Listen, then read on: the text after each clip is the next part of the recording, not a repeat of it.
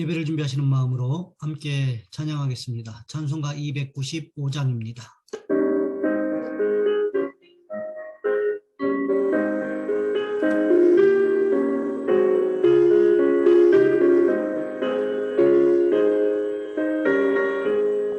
큰 죄에 빠진 나를 주 예수 건지사 그 넓은 품에 다시 품으신 은혜는 저 바다보다 깊고 저 하늘보다 높다. 그 사랑 영원토록 나 찬송하리라. 날로 더욱 귀하다. 날로 더욱 귀하다. 한이 없이 넓은 우리 주의 사랑. 날로 더욱 귀하다. 옛날에 유대 땅에 주 예수 다닐 때 그 은혜 받으려고 큰 물이 모였네. 눈먼 자 병든 자를 다 고쳐주셨으니 나 같은 죄인까지 그 은혜 받도다. 날로 더욱 귀하다. 날로 더욱 귀하다. 한이 없이 넓은 우리 주의 사랑. 날로 더욱 귀하다.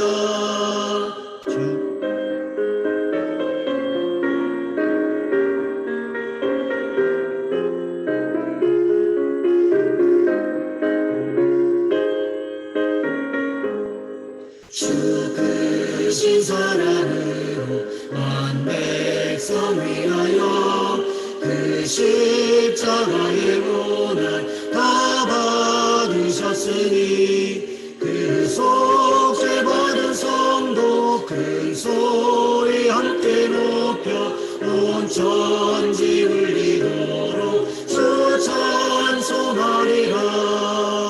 날로 더욱 귀하다. 날로 더욱 귀하다. 한이 없이 넓은 우리 주의 사랑. 날로 더욱 귀하다. 사도신경하심으로 우리의 신앙을 하나님 앞에 고백합니다. 나는 전능하신 아버지 하나님 천지의 창조주를 믿습니다. 나는 그의 유일하신 아들 우리 주 예수 그리스도를 믿습니다.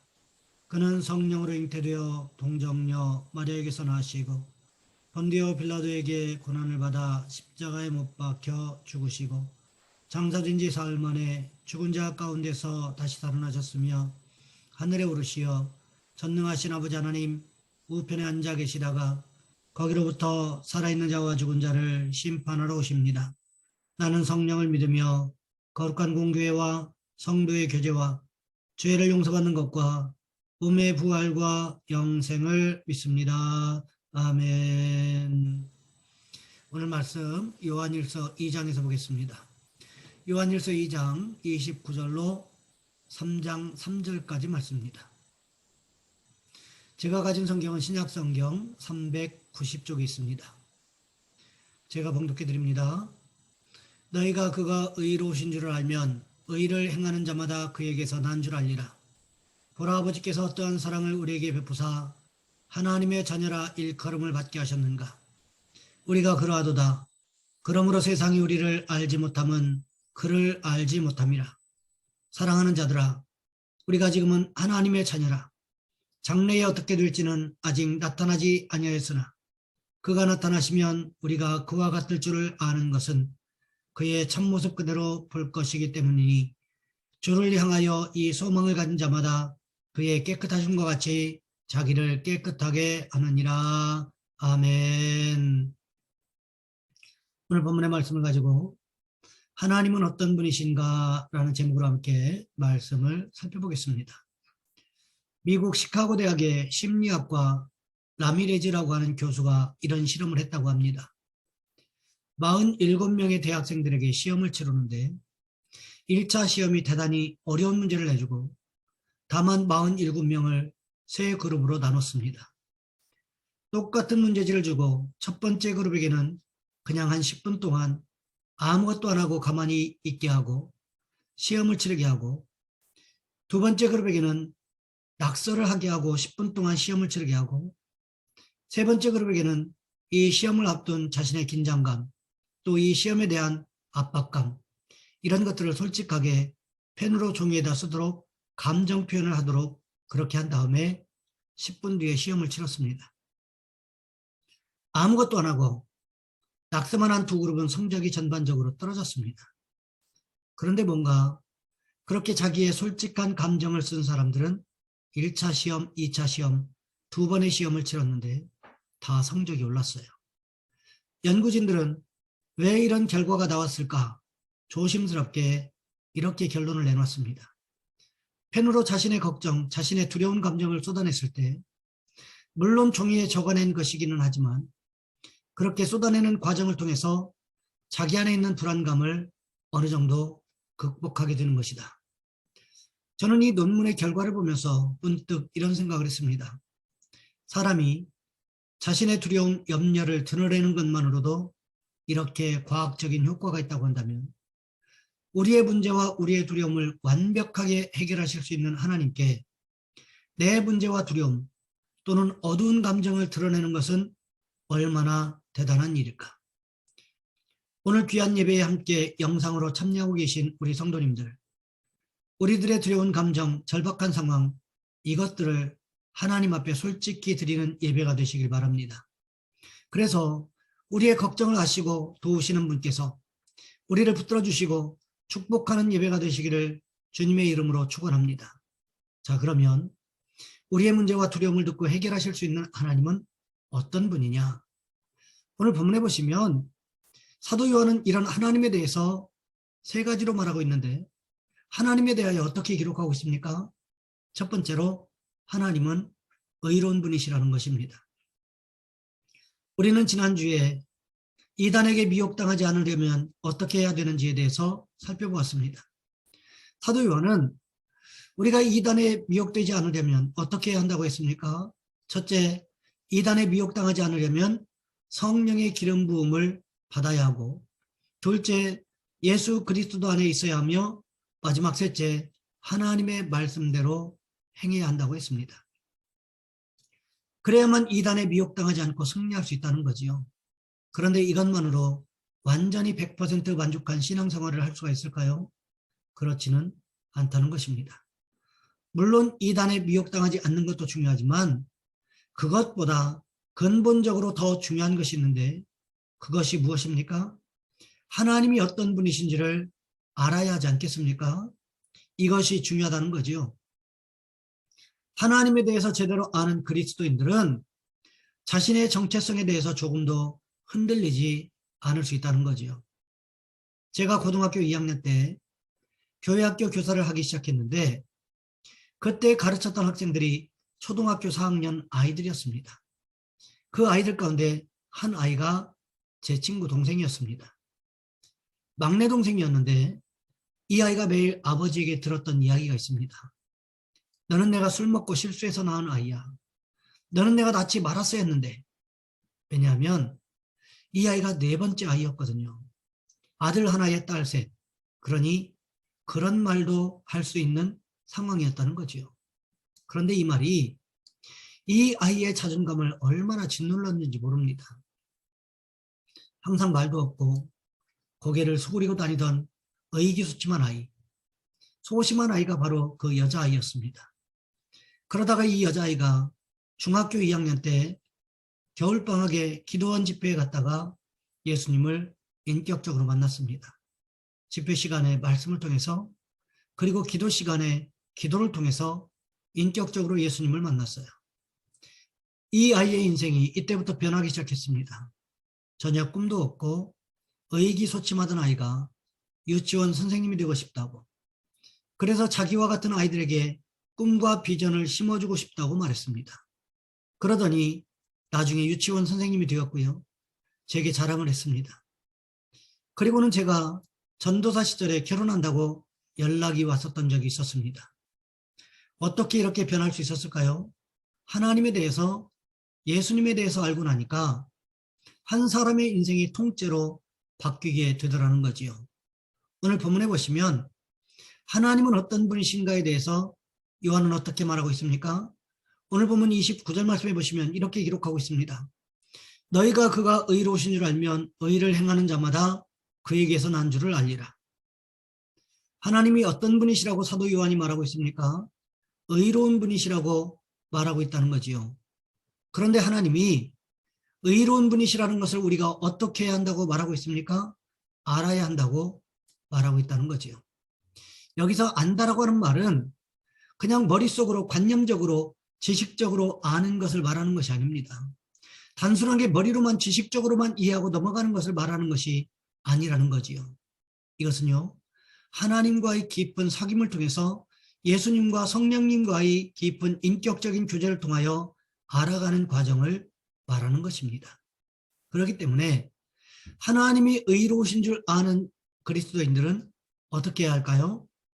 하나님의 의로우심을 닮아가기 위해서, 하나님처럼 살아가기 위해서 힘쓰고 애쓴다는 거지요. 우리의 자녀들을 보시기 바랍니다. 부부가 항상 하는 말이 있지요. 좋은 것은 다 나를 닮은 것이고 나쁜 것은 항상 당신 닮은 거라고 이렇게 말하지요. 그런데요, 자녀는 부모의 말이 아닌 삶의 습관을 따라간다는 것을 우리는 기억하셔야 한다는 거지요. 그렇다면 우리가 한 가지 생각해 보아야 할 것이 있습니다. 하나님은 의로운 분이라고 고백하면서 우리가 하나님처럼 의롭게 살지 못한다? 그렇다면 이것이 하나님을 의롭다고 고백하고 있는 것인가? 우리는 이것을 한 번쯤 깊이 고민해 볼 필요성이 있다는 거지요. 오늘을 살아가는 우리는 어떻습니까? 하나님이 의로우신 분이심을 깨닫고 살아가는 은혜가 있으시기를 주님의 이름으로 부탁을 드립니다. 두 번째로, 하나님은 사랑을 베푸시는 분이시라는 것입니다. 사도 요한에 대하여 우리는 보통 어떻게 알고 있습니까? 사랑의 사도로 알고 있습니다. 그런데 사도 요한이 원래부터 사랑이 넘쳤던 사람이었습니까? 그렇지 않습니다. 누가복음 9장에 보시면 예수님께서 예루살렘을 향하여 올라가고 있었습니다. 그때 사마리아인의 한 마을에 들어갔는데 그들이 어떻게 했습니까? 예수님이 예루살렘을 향하여 올라가고 계셨기 때문에 받아들이지 아니했습니다. 그러자 야고보와 요한이 무슨 말을 했습니까? 누가복음 9장 54절 말씀해 보시면 이렇게 기록하고 있습니다. 제자 야고보와 요한이 이를 보며 이르되 주여 우리가 불을 명하여 하늘로부터 내려 저들을 멸하라 하기를 원하시나이까. 현대인의 성경에 보시면 아주 노골적으로 이렇게 표현하고 있습니다. 야고보와 요한은 이것을 보고 예수님께 주님, 하늘에서 불을 내려다가 이 사람들을 태워버리는 것이 어떻겠습니까? 하고 물었으나 예수님을 영접하지 아니했다는 이유만으로 사마리아 사람들을 모두 불태워 죽이자고 제안했던 사람이 바로 오늘 본문을 기록했던 사랑의 사도로 알려졌던 사도 요한이었다는 거지요. 이랬던 요한이 어떻게 사랑의 사도로 바뀔 수가 있었던 것일까요? 그것은 하나님께서 예수님을 통하여 어떤 사랑을 베푸셨는지를 보았고 체험했기 때문이었다는 것입니다. 오늘 본문 1절 말씀해 보시면 이렇게 기록하고 있습니다.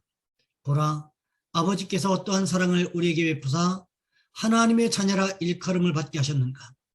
우리가 그러하도다. 그러므로 세상이 우리를 알지 못함은 그를 알지 못함이라. 예수님께서 대제사장 가야바의 관저에 체포되어 갔을 때 가장 가까이에 있으면서 예수님께서 재판받으시는 장면, 고난당하는 장면을 목격한 사람이 누구였습니까? 사도 요한이었다는 거지요. 그뿐만이 아닙니다. 예수님께서 십자가에서 죽으실 때 십자가 밑에서 예수님의 생생한 모습을 목격했던 사람이 누구였습니까? 바로 사도 요한이었다는 것입니다. 이것을 어떻게 할 수 있습니까? 예수님께서 자신의 어머니 마리아를 요한에게 부탁하신 것을 보면 알 수 있다는 거지요. 요한에게 있어서 이 모습은 굉장히 충격적이었을 것입니다. 유대인의 왕이 십자가에 못 박혀 죽는다? 자신을 향하여 조롱을 퍼붓고 비난하고 있는 사람들을 용서한다? 도저히 이해가 되지 않는 부분들이었습니다. 하지만 예수님께서 부활하신 이후에는 이런 모든 의문들이 자연스럽게 해결되더라는 거지요. 예수님의 죽음과 부활이 하나님의 큰 사랑으로 다가오게 되었다는 것입니다. 예수님께서 부활하신 이후에 제자들을 찾아오셔서 그들을 나무라 하신 적이 있었습니까? 그렇지 않습니다. 베드로를 향하여 책망하신 적도 없고요. 요한을 향해서, 야고보를 향해서, 그 누구를 향해서도 나무라거나 책망하신 적이 없었다는 것입니다. 어떻게 이럴 수가 있었을까요? 예수님은 십자가에 죽기 전이나 십자가에 죽고 부활하신 이후에나 여전히 똑같이 제자들을 사랑하고 계셨다는 것입니다. 사람이 그렇게 사랑할 수 있을까요? 그렇게 사랑할 수 있는 유일한 사람이 있는데 그것이 바로 부모입니다. 부모는 자식 때문에 속이 썩어 문드러진다라고 해도 여전히 자기 자식이기 때문에 믿어주고 자기 자식이기 때문에 변호해 줍니다. 이것이 부모의 사랑이라는 거지요. 그런데 우리 주님이 여전히 우리를 향하여 그렇게 사랑해주고 계신다는 것입니다. 그분의 배후에서 우리를 향하여 그렇게 사랑해 주시는 분이 바로 하나님이시라고 사도 요한이 말하고 있는 것입니다. 그렇다면 우리는 어떻게 할까요? 우리도 여전히 변하지 않으시는 그 하나님을 사랑하는 모습이 있어야 한다는 거지요. 바라기는 우리 모두가 우리를 향하여 여전히 사랑을 베풀어 주시는 그 주님을, 그 하나님을 바라보는 축복이 있으시기를 주님의 이름으로 부탁을 드립니다. 마지막으로 하나님은 하나님의 자녀된 우리가 하나님처럼 의롭게 살아가게 하시는 분이시라는 것입니다. 종교가 괴로운 것은 무엇 때문일까요? 사랑이 아니라 의무 때문에 괴롭게 되는 것입니다. 생각해 보세요. 만약에 새벽 기도해야만 구원받는다. 그렇게 하나님께서 말씀하셨다면 참 구원받기 힘들 것입니다. 저는요, 목사가 된 것이 한편으로는 어렵기도 하지만 한편으로는 감사한 면도 있습니다. 제가 만일 목사가 되지 않았다면 저는 새벽 기도하기가 참 힘들었을 것입니다. 그렇다고 해서 전혀 안 하지는 않았겠지만 하기도 힘든 성향이 저라는 것을 잘 압니다. 매일 새벽에 일어나는 것이 쉽지 않습니다. 어느 분이 그러시더라고요. 겨울이 되면서 새벽 기도 안 가게 될 구실을 자꾸 찾게 된다고 말이지요. 왜 안 그렇겠습니까? 더군다나 요즘에 새벽 기온이 영하 10도 가까이 내려가고 있는데 그 새벽에 옷을 다 차려입고 나온다고 하는 것이 결코 쉬운 결단은 아니라는 거지요. 그런데요, 이런 모든 일을 의무적으로 하라면 참 힘들 것입니다. 고역이겠지요. 군대에서는 새벽에 보초를 서야 하는 것이 의무이기 때문에 억지로 깨워서라도 나가게 됩니다. 하지만 신앙생활은 다르다는 거지요. 왜 새벽 기도 하십니까? 하나님을 사랑하기 때문에. 하나님께서, 우리 주님께서 나를 사랑하셨기 때문에 나도 주님 사랑하는 것을 보여드리고 싶어서 하는 것이 새벽 기도 아닙니까? 새벽 미명부터 일어나서 하나님과 교제하셨던 우리 주님을 본받고 싶어서 하는 것이 새벽 기도 아니겠습니까? 이것이 의무라고 한다면 얼마나 괴롭고 힘들겠습니까? 하지만 새벽 기도를 사랑으로 하면, 주일 성수를 사랑으로 하면 즐겁게 된다는 거지요. 오늘 본문 3절 말씀해 보시면 이렇게 기록하고 있습니다. 주를 향하여 이 소망을 가진 자마다 그의 깨끗하심과 같이 자기를 깨끗하게 하느니라. 이 소망이 무엇을 말하는 것일까요? 오늘 본문 2절 말씀에 기록된 것처럼 말세의 주님과 같은 모습으로 변화될 것에 대한 소망을 가진 사람에 대해서 말하고 있는 것입니다. 말세의 주님께서 재림하실 때 주님과 같은 모양으로 변화될 것을 기대하는 구원받은 하나님의 백성들에 대해서 말하고 있다는 것입니다. 그러면서 무엇을 말하고 있습니까? 그의 깨끗하심과 같이 자기를 깨끗하게 하느니라. 그러니까 주님의 깨끗하심, 정결하심을 본받아야 한다고 말하고 있다는 거지요. 이것은 무엇을 말씀하는 것일까요? 예수를 믿으면서 당하는 고난과 시련을 통해서 이루어지는 주님의 거룩한 성품에 참여하는 것을 말하고 있는 것입니다. 예수 믿는 사람들이 은연중에 당하는 고난과 시련이 의외로 많이 있습니다. 예수 믿는다는 이유 하나만으로 말도 안 되는 일들을 참아야 되는 경우들이 많이 있습니다. 교회 안에서도 마찬가지라는 거지요. 직분자이기 때문에 말도 안 되는 일을 참아야 되는 경우들이 있습니다. 하고 싶은 말이 목구멍까지 넘어오는 일이 생겨도 끝까지 눌러야 되는 경우들도 생기게 된다는 거지요. 우리가 예수 믿지 않았다면 그런 일들을 참았겠습니까? 하나님의 영광을 위해서가 아니라면 참아야 할 이유가 있겠습니까? 예수 믿는 직분자이기 때문에 말도 안 되는 일이지만 참는 경우들이 여전히 있다는 거지요. 왜요? 이런 일들을 통해서 우리를 정결하게 하실 주님을 바라보는 믿음이 있기 때문이라는 것입니다. 최근에 뉴스에서 한 카페 사장님에 대한 이야기를 본 적이 있습니다. 처음 카페를 오픈하면서 화장실을 자유롭게 쓰도록 했다는 거지요. 그랬더니 카페를 이용하지 않는 사람들까지도 자유롭게 이용하는데 문제는 더럽게 사용하더라는 거지요.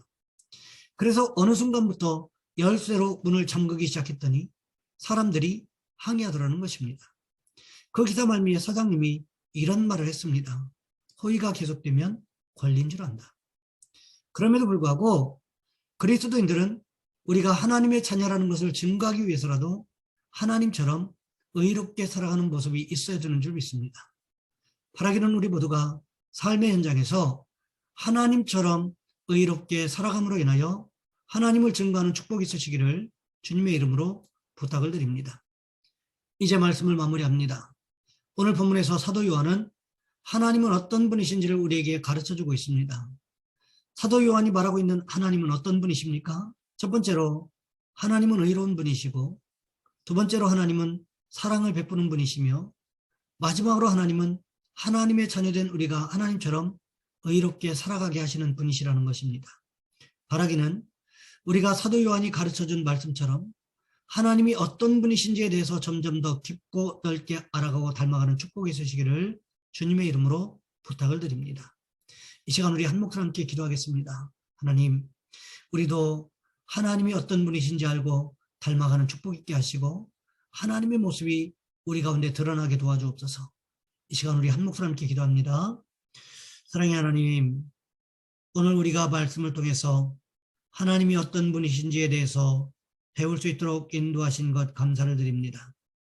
하나님 우리를 도와주셔서 순간순간마다 하나님에 대해서 깊이 알아가게 하시고 하나님 아는 것뿐만 아니라 우리의 삶에서 하나님의 모습이 드러나는 귀한 삶이 되어질 수 있도록 주님 인도하여 주시옵소서.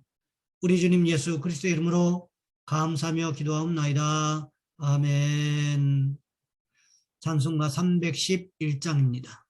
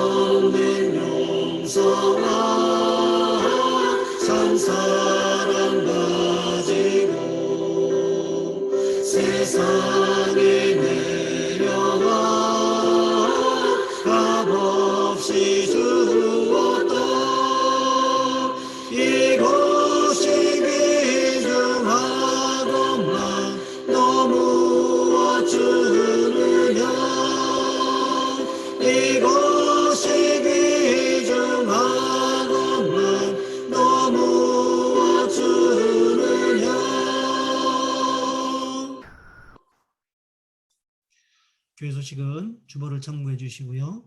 축도하심으로 예배 마치겠습니다. 이제는 우리 주 예수 그리스도의 은혜와 하나님 아버지의 극진하신 사랑하심과 성령님의 교통하심이 이후로 하나님이 어떤 분이신지를 알고 깨닫고 우리의 삶에서 하나님 닮아가기를 위해서 힘쓰고 애쓰기를 소망하는 우리 모든 성도들 위해 이제로부터 영원토록 함께 하셨기를 간절히 축원하옵나이다. 아멘.